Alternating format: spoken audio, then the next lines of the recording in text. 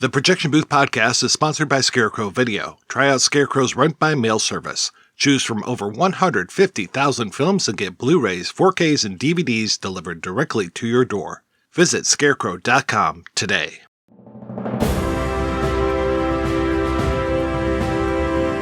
Hold your ears, folks. It's showtime. People pay good money to see this movie. When they go out to a theater, they want cold sodas, hot popcorn, and no monsters in the projection booth. Everyone pretend podcasting isn't boring. Turn it off. Turn it off.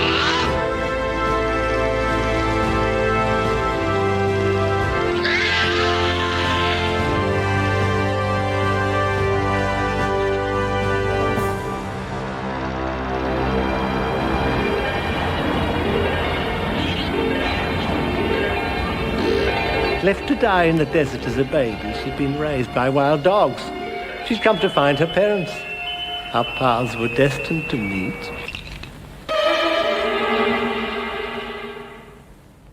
She died. Tell me, do you ever get strange vibrations in this place? Oh, yes, all the time, Mr. Leadingham. Used to be a movie studio, you know. Really?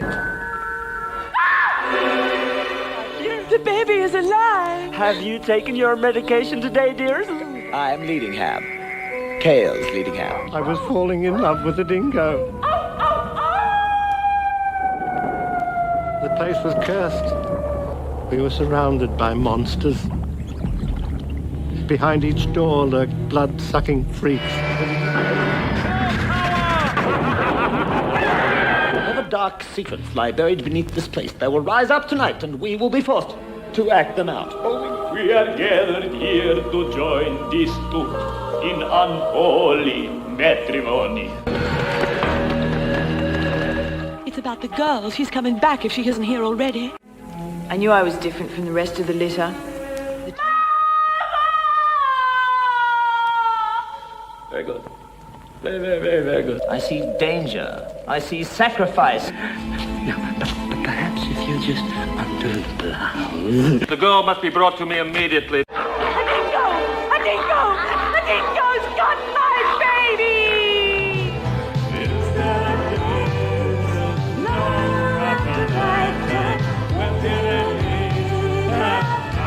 Tonight, we will paint the town with blood.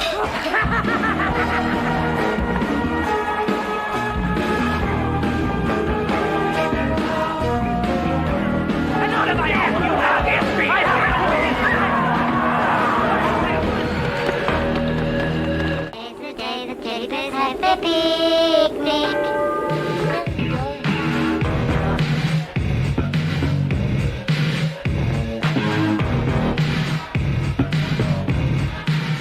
For murder, though it hath no tongue, will speak with most miraculous organ.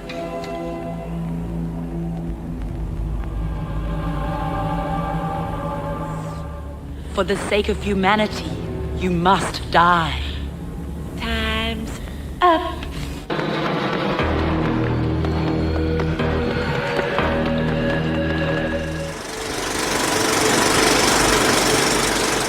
Welcome to the Projection Booth. I'm your host, Mike White. Joining me once again is Ms. Heather Drain. That is Quaalude Leadinghood. Also joining us is Ms. Peyton McCartney-Seamus. Hey. We continue a month looking at Australian films with one from Haydn Keenan, Pandemonium. Released in 1987, the film stars David Argue as Kales Leadingham, or Quaalude's Leadinghood. an escapee from an insane asylum who tells an innocent bus rider the tale of him being a surveyor at an old movie studio run by E.B. and P.B. DeWolf. At the center of his tale is the Dingo Girl. We will be spoiling the ins and outs of Pandemonium as we go along, so if we don't want anything ruined, please turn off the podcast and come back after you've tracked down the movie. We will still be here. So Heather, I can tell from our last conversation, you have seen Pandemonium before. When was your first time and what did you think? It was probably, I want to say 2 to 3 years ago, and I had discovered it via a wonderful review written by Dave Jackson, who's a really, really cool Australian film writer and filmmaker.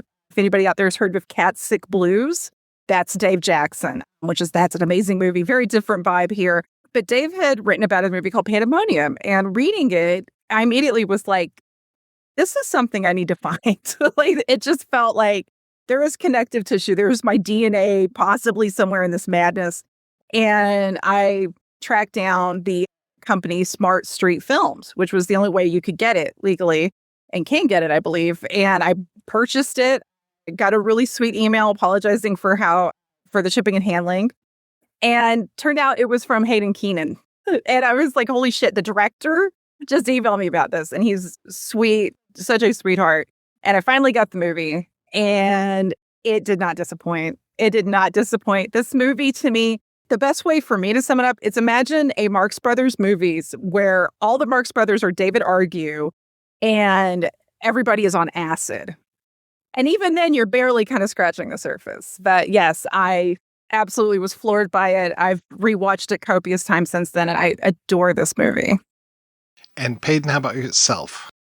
Well, I was really excited when you reached out to me about this because I had just started spending a lot of time thinking about Haydn Keenan because Muscle Distribution just re-released Going Down in 2025. And I watched it and absolutely fell in love with it. It's such a beautiful, like, slice of life, kind of loose punk coming of age story with an amazing soundtrack. So watching this, I was really struck by the wild contrast here between that film and this one. There's shared DNA and that kind of beautiful queer craziness going on. But yeah, no, trying to describe this movie to a friend who was like, what did you do today? Was like, there's a lot to unpack here, but also it's impossible to, as all true all cult films are, there's just simply no way to really sum this one up. I think I said it was somewhere between Dogma, Rocky Horror, and Withnell and I in aesthetic vibe with like a little bit of Vegas in space. So it's a great time. God, I love Vegas in space. Yeah, I remember having this one described to me as being like Rocky Horror.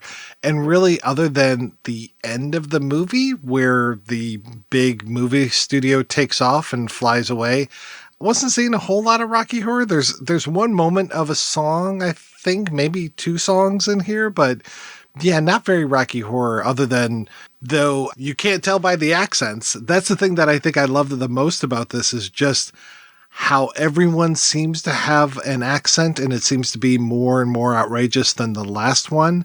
I mean, our movie studio husband with his really flat American accent that he does. And then all of the Nazi stuff that's going on in this movie. Yeah, I think I tracked this one down maybe on VHS. Maybe Andrew Leovold made a copy of it for me back when he was working at Trash Video in Queensland, I think it was. And yeah, it took me forever to finally sit down and watch this one. This whole month has been, you need to sit down and watch these movies. So this is my excuse to finally see this. And yeah, I am so glad that Pandemonium, this version of Pandemonium, because I've always been a fan of the Pandemonium with Paul Rubens and Carol Kane. Alfred Soul, yes. Alfred Soul's Pandemonium. But now, when you look at our archive page, you're going to see two Pandemoniums, very different films. To me, in a lot of ways, I mean, ultimately, this feels like Haydn. This is his film. He's like, and he's, I think, such a fascinating director, especially Haydn, like speaking like to you bringing up Going Down, like his filmography is so fascinating because, you know, we have Going Down, we have this, we have several documentaries. He's done a lot of like very cool, very activist type work with some of his documentaries too.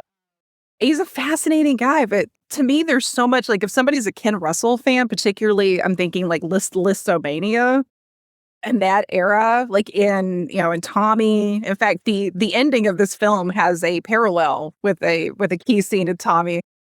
It was so refreshing because I feel like we don't really see a lot of directors put themselves out there quite like this, like Haydn does, other than Ken Russell. Like Ken Russell to me is a director I think who continually put himself out there, no matter what the budget was, no matter what the circumstances was. Well, with the activism part, I was really struck. This movie includes an Aboriginal Holy Ghost figure, and he's played by Gary Foley, who was an Aboriginal. he started this group called the Aboriginal Tent Embassy in the 70s, and established like the first Aboriginal legal services. He also like co-wrote and acted in the first ever Indigenous Australian stage production.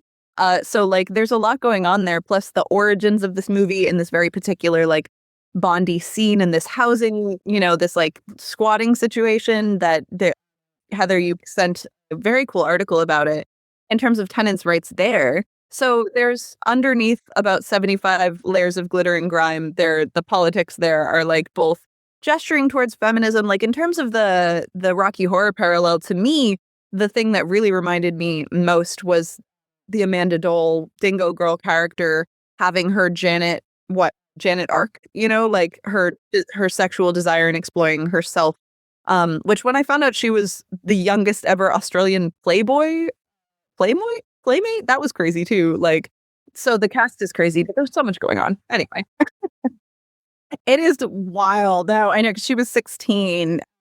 I got to do an essay for Midnight Spares when that was released on Blu-ray. And in that movie, she does like kind of a burlesque routine that's set up like her first layout. And it's very much set up like a sort of playroom. Like, it's very gross. It's gross.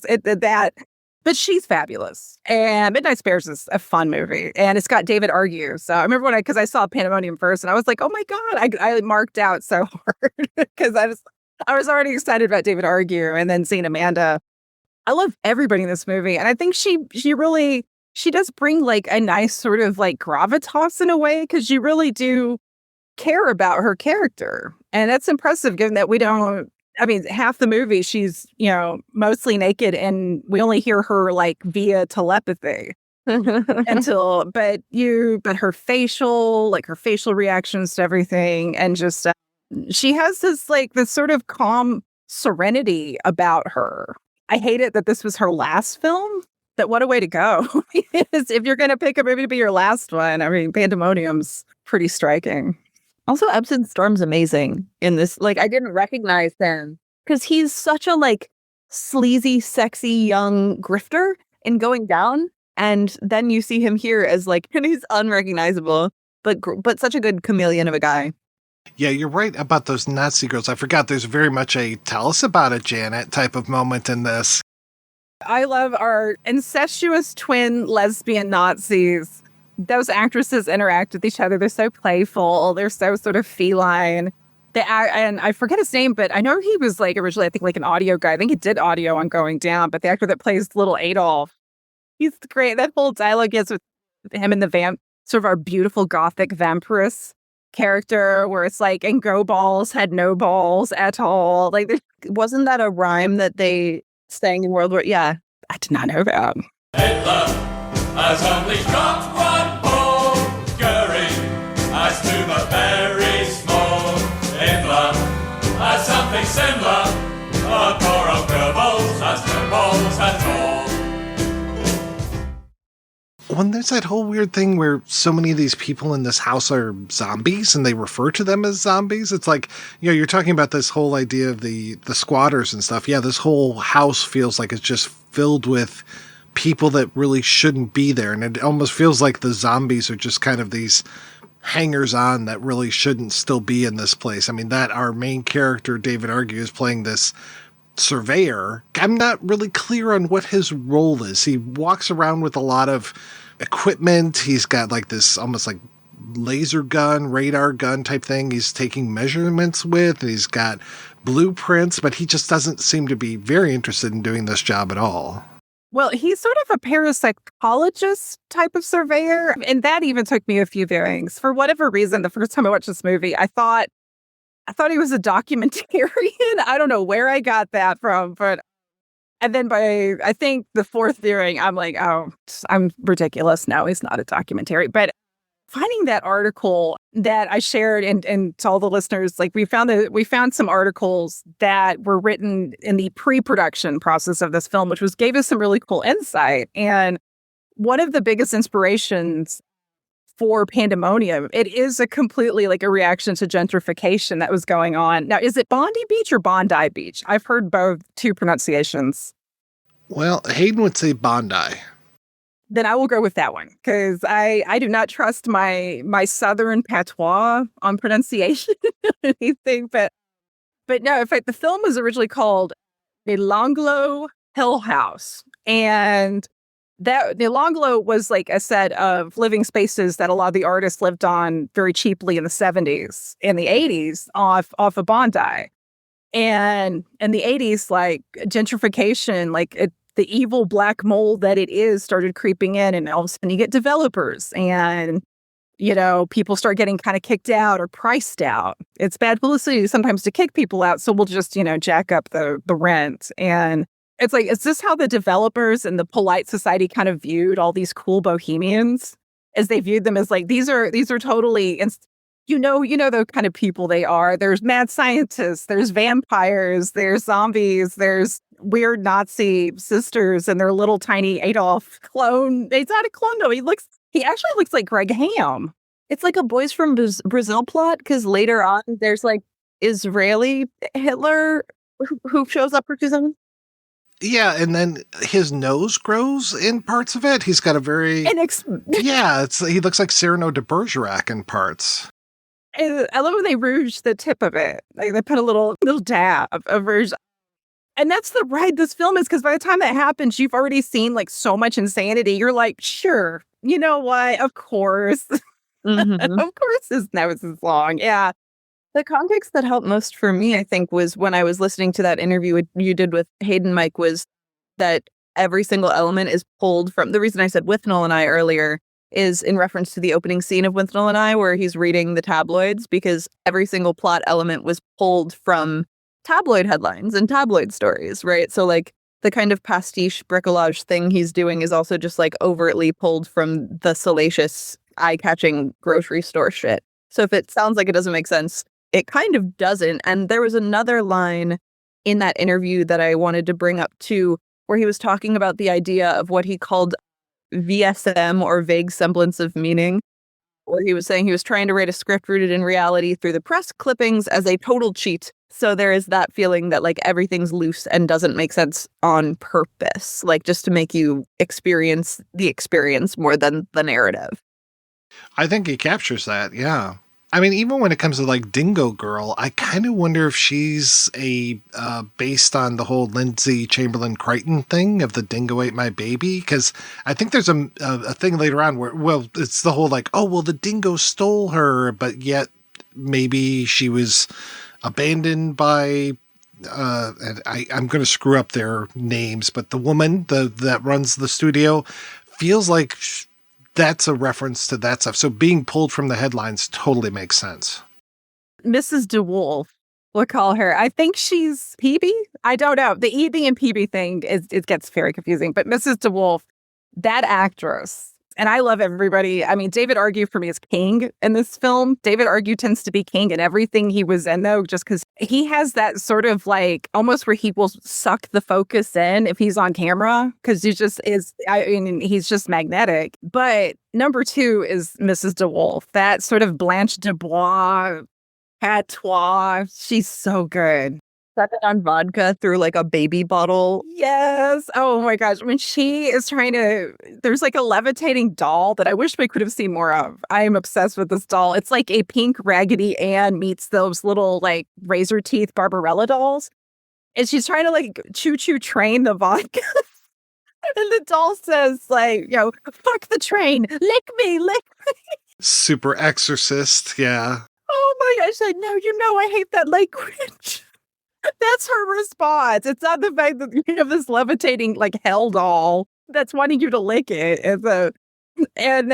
There's so many great little moments.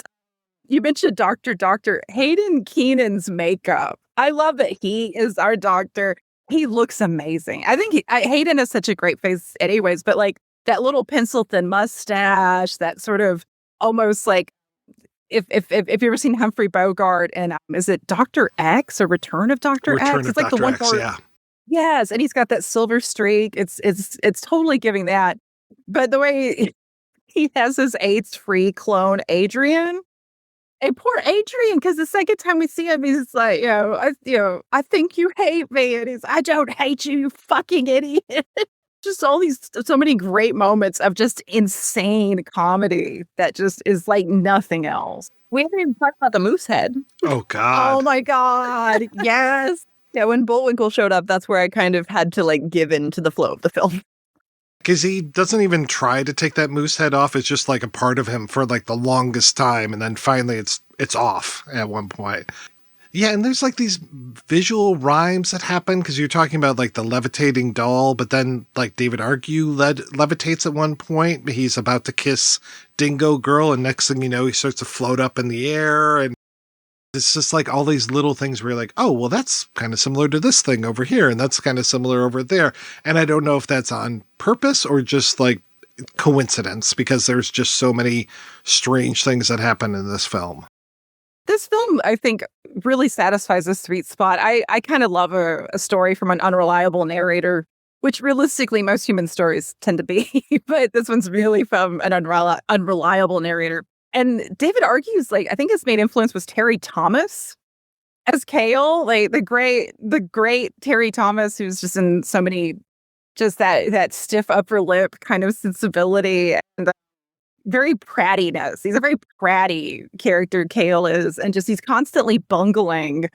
Like you want him and the Dingo Girl to be together, but he every single time he has a chance to save her, he fucks it up. Like the first time she does headbutt him, so that's different. But then the other times he's just, it's like every single person in this film, though, even when they mean well, they still are just looking to kind of use her, which is an aspect of sort of having a Messiah character.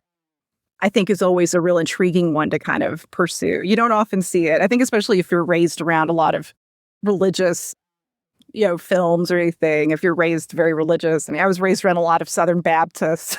So that angle tends to not really explore those kinds of questions. So I love seeing that here. Yeah, I was thinking about Dudley Do-Right a lot with his affect, actually. I forgot his name. After Quaalude, I was like, I'm going to Google this later. And in my notes, he's just Dudley Do-Right. Hi, I'm Quaalude Leadingham. Quail's sleazing man. Excuse me, Quake Leadinghorn. Lude's sleazing breed. Quaalude Leadingham. Wow, don't tell me you've come about the ad.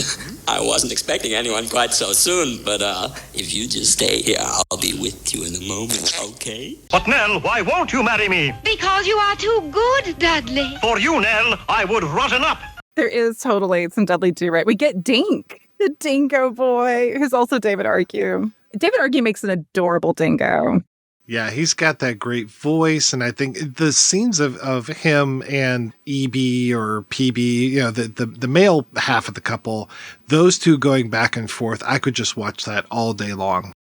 The fact that that's Esben with the toupee, like, as well, and it's essentially because, like, there was, in one of the articles I found, there was a great picture of him and Haydn from like the early, like around probably going down here, early 80s. You can look at Haydn and be like, I can see how that's Dr. Esben, no. And he fully gives in to just the sleazy, quote unquote, art. I love that his little newspaper ad says art films, but it's very nebulous. Does it say what kind of films? Oh, they're art films, wink, which I'm sure a lot of real creepy leisure suit wearing. So, Julie, you like Swedish films?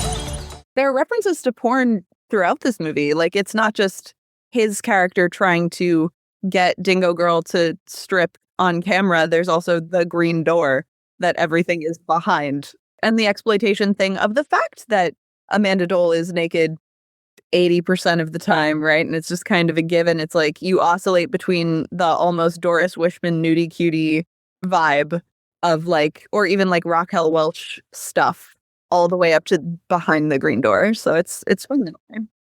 And the nudity, I love how just kind of random it seems to get too. Like because there are times where I was during the great party scene, we see the two sisters, and I'm like, look at that gold top, and I'm like, wait a minute, those are their boobs, like. This is a bunch of glitter. We don't get full male nudity, but we have a naked male bartender who has that great day glow kind of makeup paint. I love him. We see Mr. David. That party scene was so fun. Oh my gosh, that could have gone on longer. Well, this movie God, it could be 8 hours and I'd be like, more. But yeah, and Mr. David. I can't believe I didn't even get to Mr. David, our most zombie of all the zombies, because he's like a proper voodoo zombie. And that's Ian Nimmo, who has a great history with Haydn. And there's a really cool music video for Going Down that Haydn directed, and Ian's in it. It kind of floors me because I rewatched that music video for prepping for this today, and I'm like, God, that's Mr. David? Yeah, Mr. David at one point ends up naked doing that ancient sort of yogi technique, it seems like, where you swallow like muslin cloth and you pull it out. It's supposed to cleanse your intestines. I mean, anybody listening to this, maybe don't try that at home. But that kind of reference, Greg Ham from Men at Work, he does look like he could be little Adolf's like bigger brother. Oh, yeah. Greg Ham is my favorite Men at Work member. Colin Hayes a close second, but him as Marvo the Magnificent.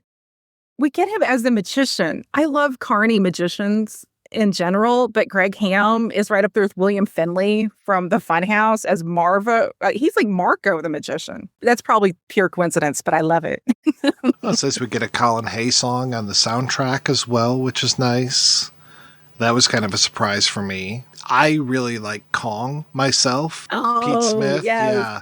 Who I didn't realize that I'm pretty sure he's one of the three main people in The Quiet Earth.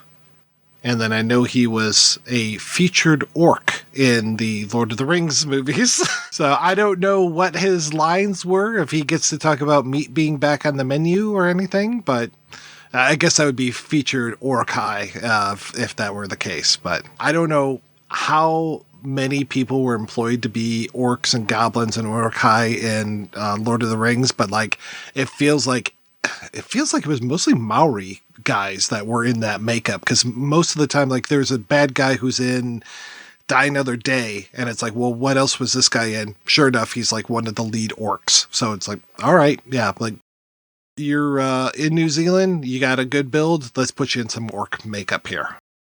That's reminding me of the island of Dr. Moreau. They literally just hired tons of like carnies and then a bunch of local folks, like indigenous local folks, to do stuff. And so there's a scene in that movie where there's just a didgeridoo in the background. And it's just because the guy was a professional like didgeridoo player. And they were like, that's cool. We'll put that in here.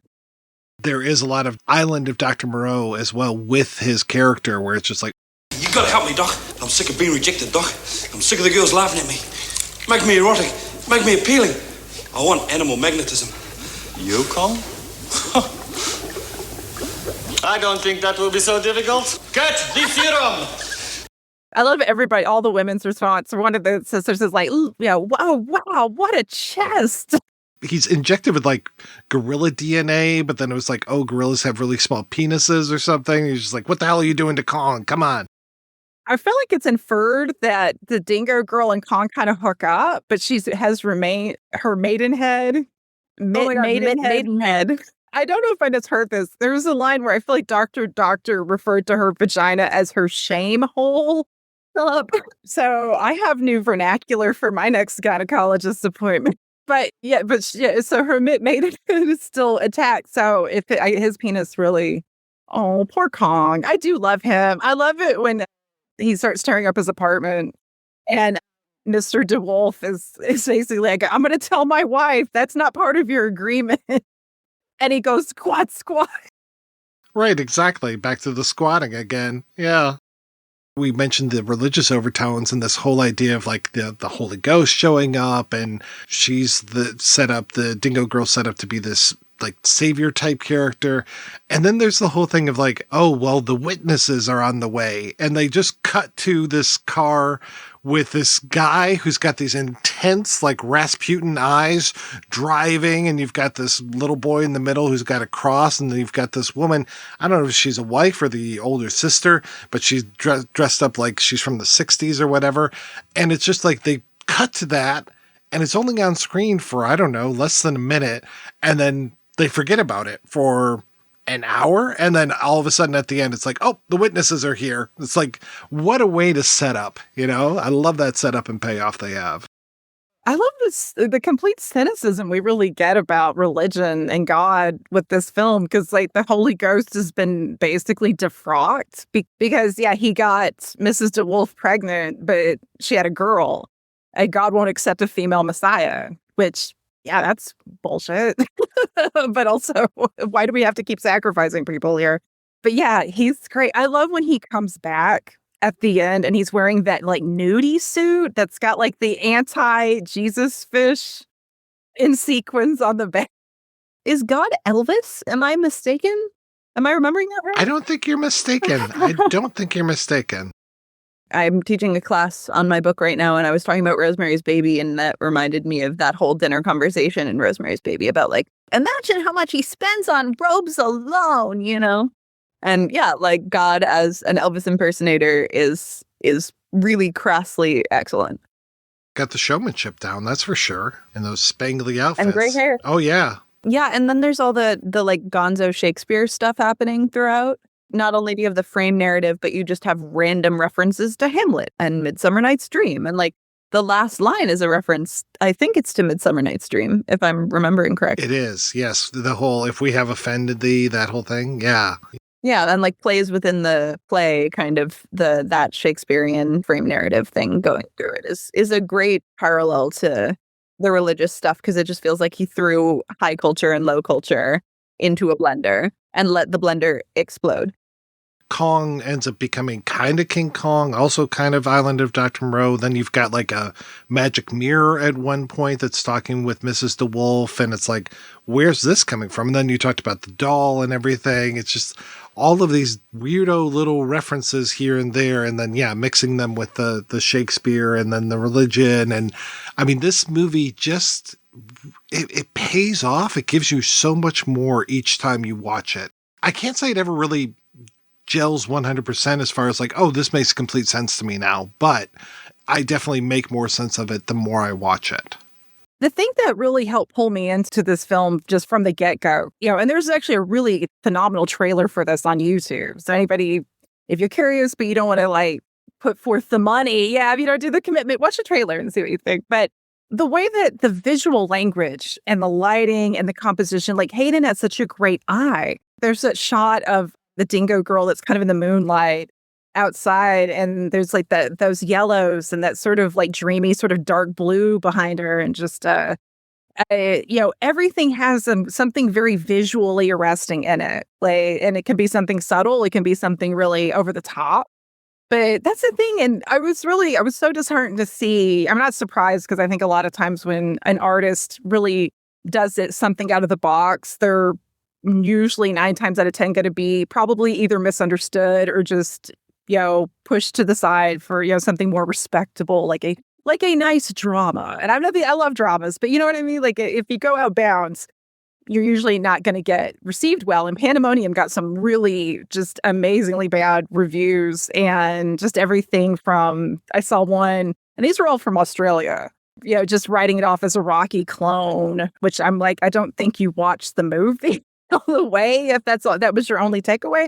But you can't make a movie like this without knowing exactly what you're doing, because everything is so well connected. I mean, I love the fact, Peyton, the high and low art, that's brilliant, because you just nailed it. That's exactly what he's doing here. And that's why you can watch it again. I think if somebody's just making something that's for the lowest common denominator, that's not going to be very rewatchable, first of all. But also, it's not going to be very memorable. There's all the time like terrible, shitty movies that are made to be just outrageous, but there's no skill, there's no vision, there's no subversiveness. And that's the thing. You got to have, to me, for something to stick, you have to have that subversive sort of spirit about it, something that is very anti-status quo, because that's the food for thought. It's giving you that sustenance. I mean, surrealism's great, but you got to have, like, it's like a cake, you know? Like, the surrealism is the sprinkles and the frosting, but you got to have that cake to support it. And this film is all cake and sprinkles and all of that. That's a very strange bakery analogy, but that makes sense for this movie too. There was a great anecdote that I think speaks to that dynamic, where it's like you have to both be a collage artist and a composer at the same time, where the sets were literally taken from the trash, right? Like, it was theater companies like random sets that they weren't using anymore. And he just kind of went and they were like, yeah, we just did Hedda Gabler. Like, you want the mansion? And he was like, perfect. And that's why it's there. It's great because you toss it together. But if you have enough, vision, then you can actually make that work. Another movie I was reminded of with this, and feel free, Heather, to tell me that I'm just full of shit. I was reminded a little bit of Cafe Flesh while I was watching this, especially like the big party scene that they have. It just felt very much like the cabaret type atmosphere for me. Mike, first, I've never tell you you're full of shit. That's rude. and you are never full of shit. I wouldn't be on the show if I thought you had potential to be full of the shite. But no, I could see that, especially because both Stephen and Haydn have a very strong visual eye, and especially with the artificial, with the stage, like the stage setup, the makeup, that sense of applying, even when you're applying something real, there's something very artificial to sort of outline it and give you that contrast. So no, I could see that. I mean, they're two very different films, but I think almost everything's probably pretty different from Pandemonium, but that's why we're talking about it, because it's amazing. And there's really nothing quite like Cafe Flesh either, but I could see that. I mean, I think that would actually be a fun double feature, because Cafe Flesh is so brilliant, but it's ultimately very sad. It's got that melancholy about it. So you'd kind of, after that, you might want to watch Pandemonium and kind of end your evening on a higher note. In terms of the frame narrative, what, like where he's sitting and talking to that woman on the bus, what movie did you guys think about? Because for me, the first thing that jumped to mind was The Rime of the Ancient Mariner. But I mean, obviously, frame narratives of that kind are, all over the map. And it's like clearly, a classic, like, 40s universal horror type riff. So what jumped to your guys' mind? You're going to hate what I say, but I've brought this up recently and I'm trying to remember which movie I was talking about. I despise frame narratives that don't come back, that are just they're like one bookend. I immediately thought, whenever I see this, I thought of Aladdin, because Aladdin, they never come back to that frickin' frame, and it drives me up a wall. It's the old man telling the story of Aladdin. We never get back to that little old man, who's also voiced by Robin Williams. So I was so happy when they actually come back to the frame at the end. I was like, please come back. Make sure that you wrap this thing up. And sure enough, that poor girl, kind of like that poor lady from Forrest Gump, sitting there listening to this madman at a bus stop argue with that wild white hair and that kind of, his face is super pale, and then wearing that straight jacket and just letting the arms flap around and stuff. He looks amazing. I think at the time to me, it felt very like an old Hollywood thing, but I can't think of what specific title. I think I was probably blinded by the David Argue in that great sort of wig and his weird giggle. I love that he does this weird sort of like shrieky giggle in it. God, there's so many just little things that even when like the Dingo Girl is starting to come, starting to feel very sensuous, and she keeps sort of pawing at Kale, and he's like, stop that. And she goes, pussy, pussy, wet, wet. And the way he reacts, like, I can't even do it, but he's like, pussy, pussy, wet, wet, is just iconic. We're hitting all the zingers. The only one we haven't really talked about yet is the giant dildo machine. Oh my God. So good. I'm actually glad that you said the thing about the straitjacket, though, because that actually clicked in my head. I realized what movie they're referencing, which is the 1934 Dwayne Esper Maniac. Oh my God. With the hair and the straitjacket. Yes. Holy shit. Yes. Oh my God. Now that's a double bill. I'm surprised we didn't have a cat get its eyeball poked out here. That was the only thing. We did get, Adolf got a ball. But that's what this movie does to you, though. You're like, poor little Adolf. And then you're like, wait, what did I say? Oh, and the little people that come in with, which I could be very wrong on this. I know that there is a musician and singer that has 3 roles in this film, but they're all very small roles. Ignatius Jones. And I'm a big sort of post-punk fan, and he did a song called Like a Ghost that I've always really loved. And I noticed he's in this movie, which I'm like, Ignatius Jones? I think he's the guy that gives the news that Adolf is going to have to be put down. because they found the other Fuhrer, but I could be wrong on that. Because the other 2 roles, because it's director, wedding attendant, and something else. Anyways, that's an aside, but if there's if all 2 of you out there that know the song Like a Ghost, that guy's in this movie. Now, was he a little person? He's a regular. Yeah, that's why I'm thinking, because like I don't remember there being like a film director in this film. I mean, other than like Mr. DeWolf. I'm wondering if the director means the guy giving the news. The teddy bear picnic coming into place with the koala little bears, Ewok guys, and seeing those little like she's holding a wombat. It's adorable. Adorable. Australia's amazing. She's the whole coke snorting with little Adolf. But I love her wanting revenge. Like that's a great like character arc. Amanda Dole just pulls that off brilliantly. Kale is so square. I see the Dudley Do-Right completely because like when he busts in, he's like, "Is this some kind of marijuana party?" And he refers to them earlier as dreary hippies. What a sad little oxymoron that is. I know. It's like, I don't know how a mad scientist, 1 to 2 vampires, a voodoo zombie, and some beautiful Nazi lesbian incestuous sisters are dreary hippies. I don't remember that Woodstock. I love that he has the book that he gives her, and you see the book when he's dressed up as that kind of Egyptian god type figure, and then him just walking off into that moonlight, just along the water, and off he goes. Yeah, well, you've got that whole quote from Midsummer Night's Dream on there. I mean, this movie is fucking wild. And there's like a little bit of Monty Python type DNA in there. I was thinking, this is going to be totally random, but John Landis's schlock, the kind of weird 70s comedy picaresque thing that you get with these kinds of loose meta-referential narrative structures. I was thinking about schlock, but also Monty Python with just like a very simple series of puns. Like, have you heard of Sirius? This is Sirius. No, Sirius the whatever that, the star. And it's just great.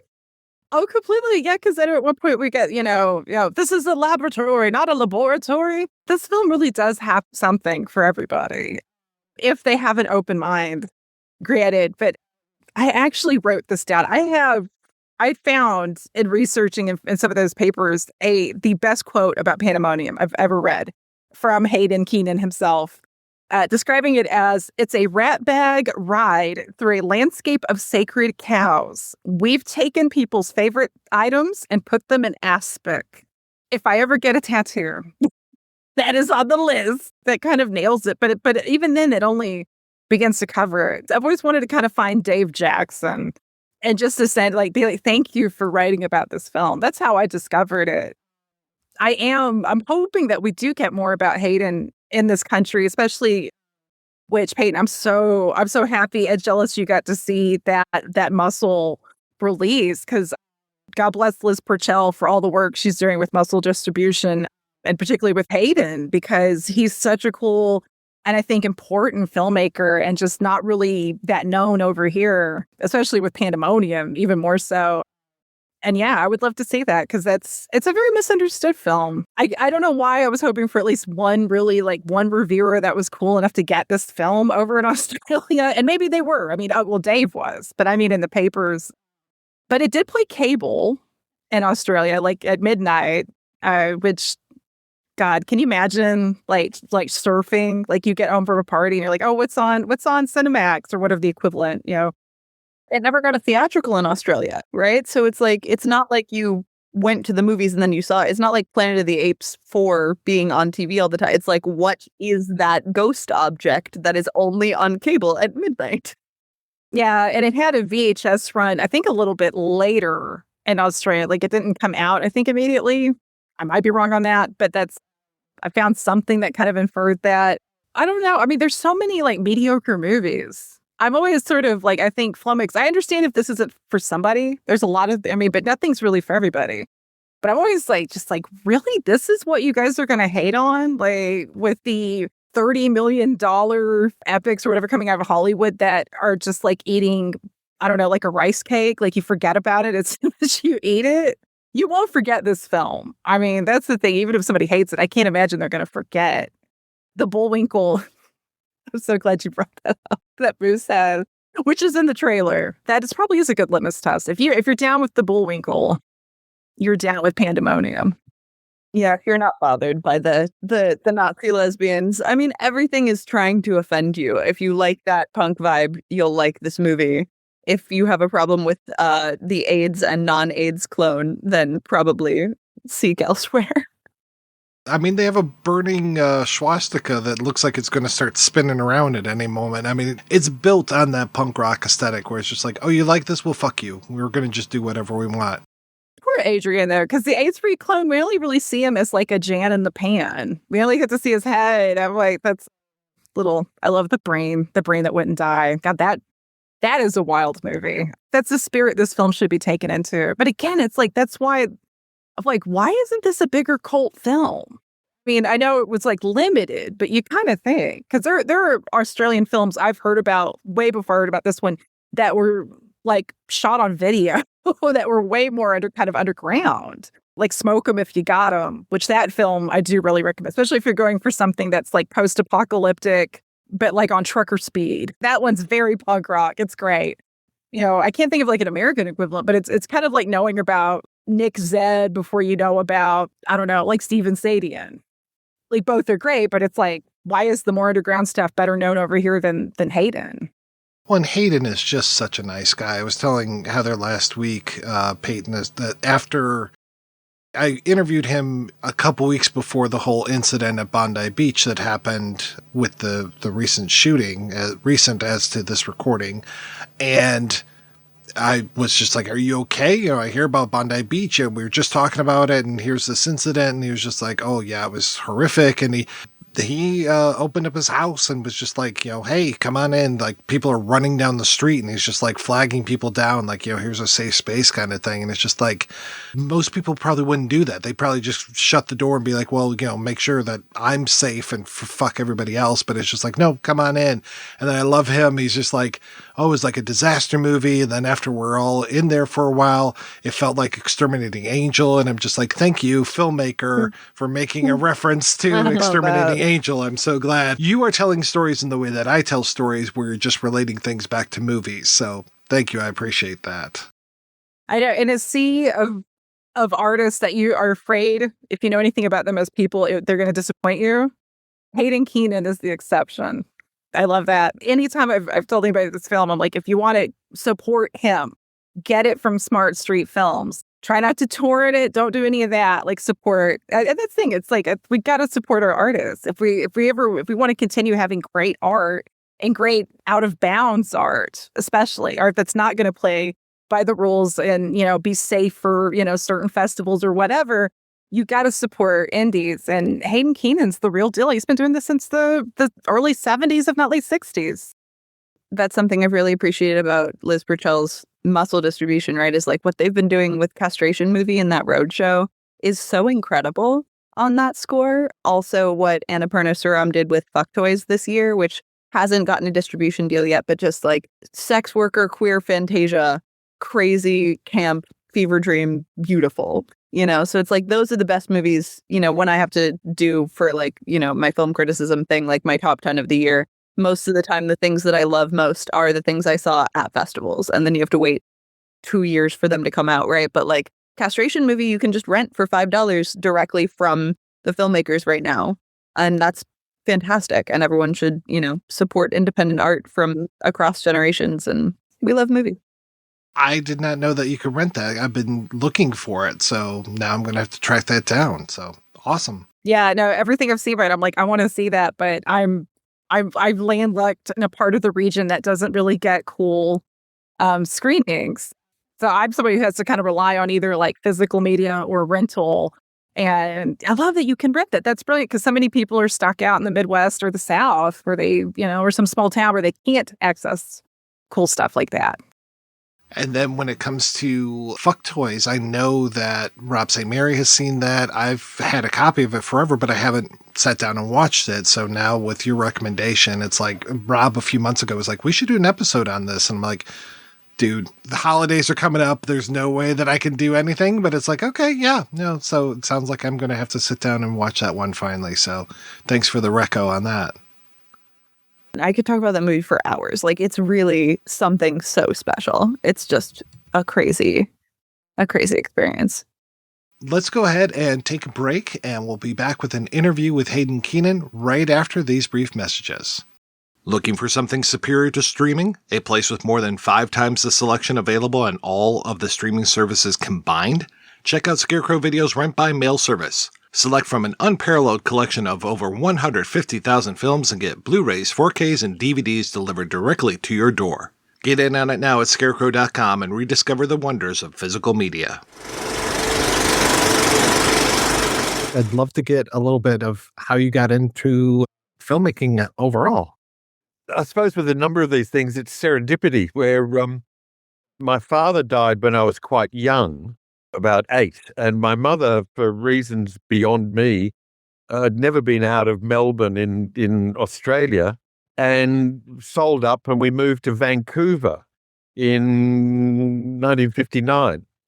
And from there, we moved to London, and I went to a little school outside London where I boarded with a very international group. It was multicultural before the word was invented, and started acting in school plays. From there, I came back to Australia and discovered the smell of chemicals and a red light and started taking still photographs, and met a group of like-minded people at my high school, and we started making a little film together. I was acting, and I was the star of the first film we made of, sex, religion, teachers, parents, the get it all off your chest in your first film, which I'm a great believer in.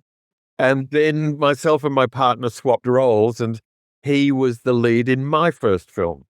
So I applied for the National Acting School, the Institute of Dramatic Art here, and I also applied. We had a government film studio here, which produced films for use in schools, embassies, and various government departments, how to use an artillery piece in the field for the Defense Department, that sort of stuff. But I didn't make it into, I thought, whichever one I get into, I'll do. And I didn't make it into the acting school, but I did make it into it was called the Commonwealth Film Unit. In that film unit, Australia had just thrown off the shackles of nearly 30 years of conservative government, where there was no support for Australian culture or artistic output. And when the left of centre Labor government came in, there was support for film, theatre, all sorts of stuff. When I went to work at the Commonwealth Film Unit, amongst the young cohort was Peter Weir, who went on to direct a million films. The camera department had Dean Semler, who won the Oscar for Dances with Wolves. There was people who, as a 20-year-old, you thought they were all incredibly old and conservative. We continued making short films after hours while being the third assistant director, driving extras home, sweeping the floor. And in fact, it was, funnily enough, it was a medieval guild system. There was no film schools. There was no framed tertiary certificate. You were in a strand, whether it was editing or production or camera. And when the people above you decided you were ready to move up a level, you did. And it was an incredibly efficient and incredibly valuable process, because you really learned what now meant. I need it now. There are no excuses. I can remember in my first week, we were shooting a film with Peter Weir was directing it, and I just arrived in Sydney from Melbourne, and I was the third assistant, and the first assistant who runs the set, and the third assistant is that person's assistant. He came to me and he said, I need 2 white horses, and you've got 2 hours to get them. And I'd been in Sydney for 10 days. I had no idea where I was. And I said, where will I get them? He said, I don't mind. And walked off. So I learnt the craft of lying and schmoozing and cajoling, and your horse will be a star. And I found a stables and I brought back 3 horses. And the director could choose the 2 he wanted. That meant I got the job next week as well, because this kid's a goer. This kid knows. As opposed to, I've got a certificate from a film school that says I'm Fellini. What do you mean I have to interrupt my phone call to go and find some horses? So it was an incredibly valuable learning experience, making films after hours. And we made a couple of short films, which won 2 of the 3 categories at the Sydney Film Festival, documentary and drama. And because both of us had the defective David O. Selznick gene, where we were moguls, we immediately resigned, aged 20 and 21, and set about making a feature film, which everyone said, oh, you'll never be able to do it, etc., etc. And 1971, the world was on fire. Haskell Wexler had made Medium Cool. The Nouvelle Vague was happening. The English Tony Richardson, the whole scene was exploding with, in many ways, a more democratic, youthful, the generation reaching maturity after World War II was overthrowing the old farts who were telling us how films should be made. And in the first flush of support for films in Australia, because Australia in many ways is uncertain of its place in the world, we're a Caucasian community at that stage, particularly in the south of Asia, in the South Pacific. We were never quite sure of who or what we were. We were living in a space the size of just smaller than the USA, with a population about the size of New York. So we didn't dominate the landmass. The landmass dominates you in Australia, and we weren't quite sure who we were. And consequently, much of the stuff we were turning out was 1950s style studio work. It was either tits and ass sex comedies, middle of the road Victorian era historical melodramas, while the world was on fire. People were putting cameras on their shoulders and diving into the Democratic Convention riots in 1968. And here we were making slow pans across the landscape with girls in, long dresses and, and we set our film inside a mental asylum. It was the story of a man who was alcoholic and locked up under a section of the Mental Health Act, Section 27A, which allowed the government to lock you in an asylum until you could prove your eligibility to be released. It was rough. It was fantastic. It was social realist, on your shoulder, camera in your face. Wonderful, wonderful actors, finally given a chance after the desert of no film production. Australian film production had been taken over and all our cinemas bought by the US and England after the war, and there was no interest in screening Australian films. Our film turned out to be cuckolded by that fucker Jack Nicholson, who came out 3 months before we opened with One Flew Over the Cuckoo's Nest. So, as happens occasionally in these things, you'll find you just get aced and the timing's not quite right.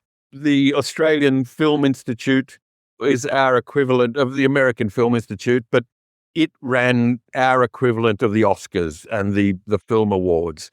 And our little tiny film won Best Film, Best Actor, Best Fiction. It cleaned up at the annual awards, much to the chagrin of the old brigade making the slow pans across the Victorian melodrama. they hated us. And we got up on stage and said to all those people who think that young people can't make films, get fucked. One of the senior producers in Australia then wrote a letter to the editor about the appalling behaviour of the young people at last night's awards. These are exactly the sort of people that should not be in the film industry. The next day, we went into the major distributor in Australia that we'd done a deal with to sign our distribution agreement, and there was the press cutting, letter to the editor on his table.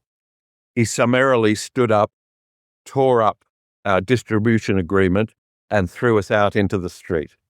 So we were standing, like I was 22 by this stage, my partner was 23, and we were standing out in the street in tears, just an absolute shock. And it was a salutary lesson. I'm not quite sure what the lesson was. The lesson was, if you're going to speak the truth, then be prepared for a backlash you didn't expect. And you become then a rebel. One of the problems we face in Australia is that because we don't have the size of economy that is in Europe, the UK, or the US, we had, and still do in many ways, a Soviet-style, centrally planned cultural economy. So much of the film industry is supported by government grants to kick it off, and then equity or private investors come in, or distributors.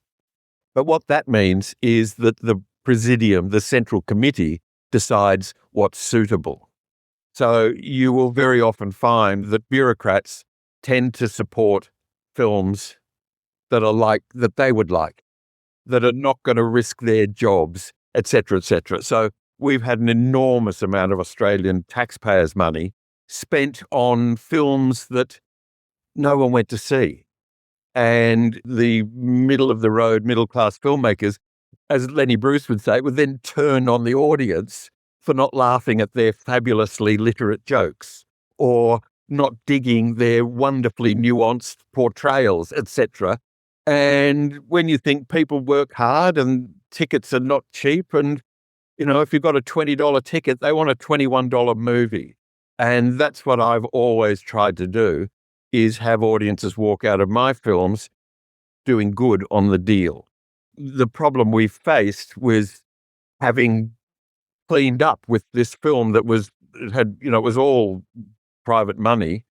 The next film, Going Down, which was one of the first Australian films to go to Sundance, we couldn't raise a penny, because when you snub your nose at the bureaucrats, they put you into a little black list that, of course, doesn't exist, but you then find it enormously difficult to get any money. So I've always found it a lot easier dealing with people that want to make money rather than people who give you the impression, I can actually make this film better than you if I wasn't trapped behind this desk. You know what I mean? As opposed to out on the tightrope, dealing with people down at the fish market who'll cut your throat. They're much easier to deal with, I find. Just make me some money, son. You're the filmmaker, get on with it. So that's how our film Going Down got made.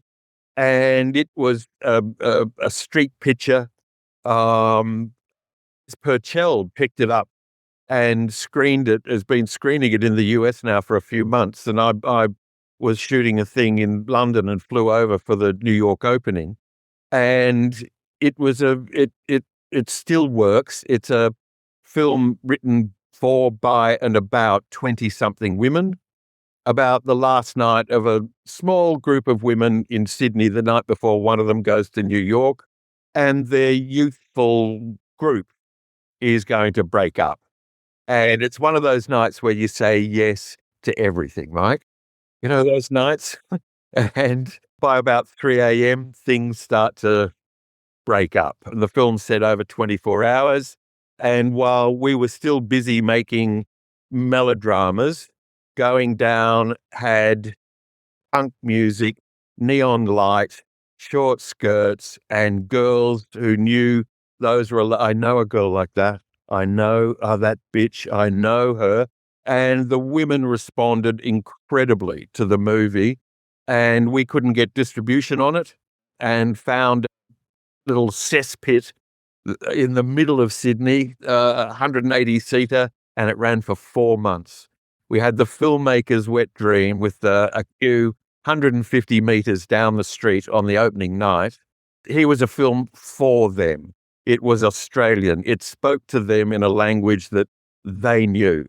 And again, the bureaucrats hated it. So we had the film in Milan at a film market where screen films and do deals, and Troma, the surf Nazis must die, Lloyd Kaufman and Michael Hers. I'll never forget it. Like, it was our first stop out of Sydney, and he said, "I like your picture very much." And he put his hand in his pocket and he pulled out a wad of US currency, and he said, "I've got $50,000 here. Give me the film and I'll give you this." And I thought, if they're offering this much on our first stop, next stop's London, then New York, then LA on the way back to Sydney, I can do better. I couldn't. I couldn't. But at that film market next to me, my partner and I, Gay Steele, we had almost no marketing materials. And next to me, there was a guy selling a movie. And I thought, he had a poster up on his little booth. And I said, "Gee, that good title." I'm a great believer in good titles. And I said, what's the movie? He said, "Oh, it's not a movie." I said, "Oh, what, do you got a script and you're selling the script?" No, he said, "No, I haven't got a script." I said, "What have you got?" He said, "I've got the poster." He said, "I'm using the poster to parlay a script, and then I'm going to go from the script." I thought, fuck, this is genius. What kind of idiot is trying to make a film? Why don't you just start with a good title and work your way out? Which is where Pandemonium was founded. It was founded in the abattoir of film markets, as you see, chainsaw nun slasher movies and everything except the major studios, all that production. And there was just fantastic stuff everywhere with people out and about touting their works. And we came back and thought, look, it was so innovating. And we lived in a block of flats in Bondi, and there was a rock band who had become a major Australian musical force. There were actors, there were writers. It was just insane. A block of about eight or 10 apartments. The doors were always open. The blue smoke flowed out of every window. And it was this creative wellspring. And we thought, why don't we try and do something set just inside this building filled with cinematic horrors, into which an innocent comes and a man comes to survey the place and discovers that it's on an Aboriginal sacred site, and that this is going to be the change of world reality as the galaxies align, etc., etc. I'm a great believer. It's a school of filmmaking I've invented, or I've given a characterization to, Mike, called VSM. And you see it, a friend of mine, Russell Mulcahy, who did Razorback and a number of other Highlander. He was a big music video director before anything.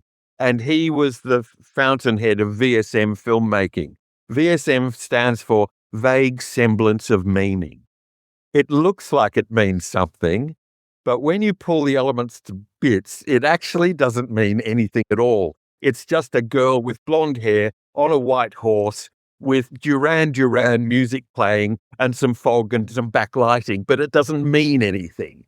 So we set about trying to write a script that was rooted in reality, and we ended up with a wall covered in press clippings that, if you watch Pandemonium, almost every scene in it and every horror in it is from a press cutting, whether it be fetuses used for Swiss pharmacological face youth enhancement cream, whatever it is.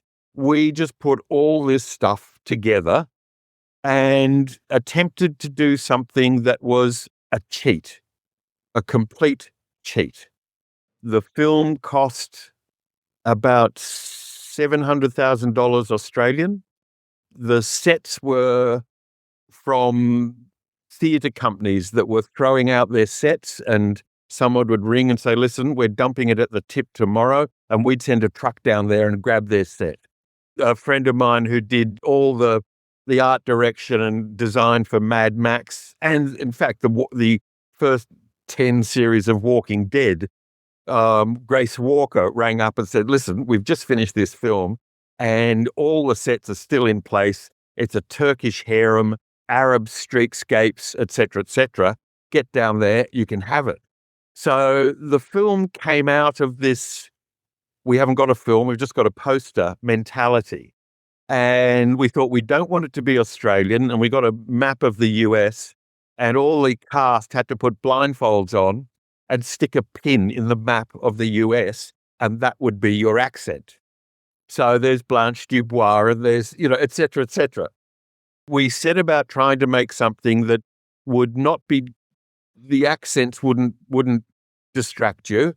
And in fact, there's not one frame of synchronous sound in the film. Not one. The whole film, we just shot guide tracks. And then we did what they called in the old days post-syncing in the 1950s and 40s, where the actors replaced all their dialogue. I do recall the head of Disney called us, head of production, and said, look, I'd like to see your film. And I was like, mate, there is no way I'm paying for freight to LA. You are never going to touch this film in a million years. And he said, no, I've heard some interesting things about it. I'll pay for the freight, blah, blah, blah. About 2 weeks later, he rang me back and said, how much did that film cost? And I said, how much do you think? And he said, 15 million US? Good. I said, $500,000 US. He said, wow, that is incredible. He said, I've been in the business 35 years, and let me tell you something. I have never seen anything like Pandemonium. You're right. We will never touch this film. But the Japanese loved it, and we made a fantastic sale there, $1 million sale. Unfortunately, our agent was a scoundrel and stole it all. So we missed out on that. It went incredibly well in Germany, the UK, and it never got a release in Australia. It was so vilified here, and I was certified as clinically insane. So that's you reap what you sow, especially in a small place like this. So again, the Troma guys offered me a deal, and their deal was fantastic. It was some shitty amount of money, but the term was eternity plus a day. I said, do you really need the extra day? And he said, well, you never know. So it's all the fun of the fair, So I know that you had worked with David Argy before, but when did you first meet him, and what was that like? One of the people at the Commonwealth Film Unit was also a part-time actor, and he was in our first film in the psych hospital, Richard Moyer. And he then went on to have a really good career in Australian film before being struck down with Parkinson's disease. And we had because of the mogul thing, we rented a huge mansion and installed theatres, editing rooms in downtown Sydney. And it was a little bit, I wouldn't say of the factory, but it was a real creative hub. People came in, there were painters, there were filmmakers, there was stuff happening in every room. And Richard came and said, oh, look, I've met this. He did get into the National Acting Group. And he said, look, I've got this fantastic young bloke. You've got to meet him. He's the youngest person ever to have been admitted to the drama course. And he brought David Argy round to our studio. And I think David was about 17 and I was probably 24 or 25. We clicked. I mean, David was the most wonderful person. Sadly, he died a few months ago. And David was one of those people, he was not a literate person. He responded to sounds and pitches. So particularly Mel Blanc, the Warner Brothers, Mr. Ed, Sergeant Bilko, you name it. And he had the capacity to be in a room and spot the way you sort of hold your beard, and then look at the way someone else spoke, and then the way someone stood and walked, and take bits and assemble it into a new character. His mother was a dancer and his father was a comedy magician with Disney's Holiday on Ice. So they toured the world on ice, dancing, singing, magic. And David, and when they retired, they opened ice rinks in Melbourne. And David was incredible in my film Going Down, on roller skates, ice skates, anything like that. And he was a great props maker. We did a play together, Samuel Beckett's Crap's Last Tape, which is a one-man show about compromise and failing hopes as you get older, and it could have been written for him. And he had trouble reading the script until we had, idiot boards everywhere. And then but it was when he started to build the props. He was a great props maker. He made the shoes, then he made the trousers. Oh, I get it. And the character came out of this sort of tactile experience. So David was a unique character who was look, I think one of the things in Australia, the US and the UK has headhunted our actors, cinematographers, our picture and sound editors, our directors, but not our producers. And in many ways, I think maybe getting better now, but Australian producers didn't like reading. They came out of production management and were sort of glorified accountants. And someone like David Argue is a handful. And in the US, the producer would say, oh, I don't like him. I don't want to work with him. In the US, the argument might be, I've got enough friends. I don't care if I like him or not. Does he sell tickets? And every time David Argue came on the screen, people fell out of their seats laughing. That's all I care about. So I think he would eat Jim Carrey for breakfast. And Jim Carrey, I hear, has problematic traits. But in the US, if you sell tickets, they'll get you a dresser. There'll be someone who drives you to the set. There'll be someone who puts your clothes on you. There'll be someone. And once you go in front of the lens, boom, it happens. And here, there's a small town, Peyton Place sort of vibe. And David got drummed out of the film industry. At times, he was his own worst enemy, and he knew that. And, it's silly. But people loved him. Audiences absolutely loved him. And he was a tragedy, Mike. It was a tragedy of a small town culture. And he should have pissed off to the US early on. And I think he would have had a different career narrative, because I saw it in New York, a 40-year-old picture Going Down in May, and audiences were pissing themselves laughing as David did his thing in Going Down. And it's a different culture, different accents, different era, but people laughed at David, and he was an incredible pratfaller. He could do just things where he thought, oh no, he's going to break his shoulder, and he could fall and bounce up again. So it was memorable, and David and I worked together happily, chaotically, madly on a couple of films, a couple of TV ads, a play, etc. And he was a dear friend and collaborator. And we'd written a script together with another chap about failed porn producers who end up winning Cannes by mistake. He loved making films. He loved theatre. And he was a wonderful stand-up comic, You said that he reacted to sounds, and I'm curious, did he do a lot of voices? He was incredible with voices. He was absolutely incredible.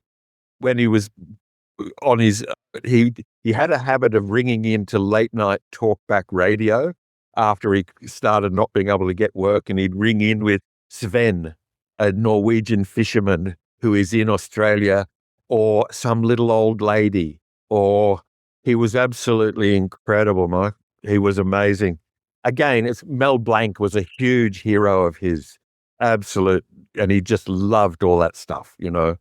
So his vocal control and his thing where at times, and you see it in Pandemonium a bit too, where the face is made of stone, but the eyes turn 60 degrees to the left.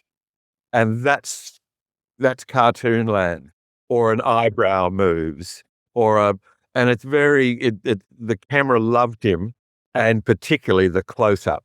At times, acting in scenes with him could be nerve-wracking because you wouldn't know when he was going to drop in the cue line, or he'd ad-lib something when you're supposed to say your bit.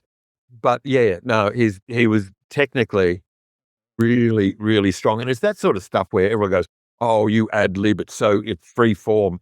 Ad-lib, I've always found, is rehearsed 1,000 times, man. You know, and, you know, if you can fake spontaneity, you know, you've got it made. Yeah, I think the first time I really clicked with him was Hercules Returns, and just the manic energy that he was bringing to that, and then all the voices, you know, so much of that is all voiceover work. And then, yeah, I was curious with Pandemonium, did you have him do more than one voice? Was he voicing multiple characters? No, it was mainly just his stuff. It was interesting with the revoicing, because modern actors generally don't have to do that. And it took a number of the cast members that was really confronting for them, because it you know, they couldn't get the sync right, or when they got the sync right, they sounded stultified. Whereas David took to it like a duck to water, Hercules, etc. And not only did he excel at it, he actually improved his performance. Can I just add a little bit of an inflection? And he would then add color to his vocal delivery, or when he turned away from the camera, I could slip in a line that says, you know, so he understood the film process so well. He took to it like a duck to water, whereas others found the idea of syncing your voice to a picture on a screen in a theater quite difficult, you know. Can you tell me a little bit about Espen Storm? I know that you had worked with him for a long time, had been mates with him since you guys were super young.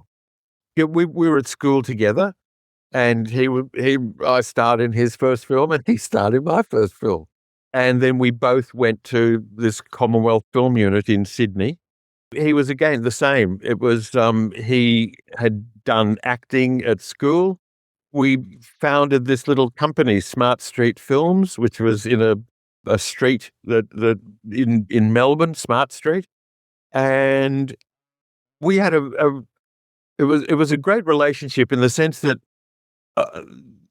after a while working together, a nod and a wink will speak volumes, and it was pretty old school in the sense that whilst he was, you know, on our first film, he wrote and directed and I produced, at times there would be a discussion of whether the scene's working. And I don't know if you ever know, there's a book called Memo, which is the memorandums of David O. Selznick.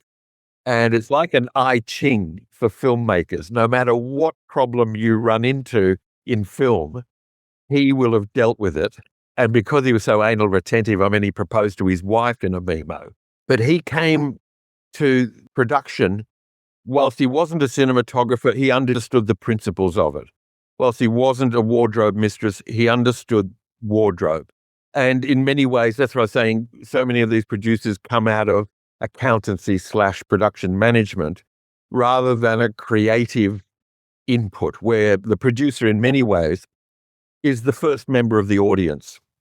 So when that film comes out of the camera and you see it the next day, in the old days, film, in a theatre, you can say, listen, Miss O'Hara's dress isn't coming up red enough. Let's talk to the camera department and wardrobe.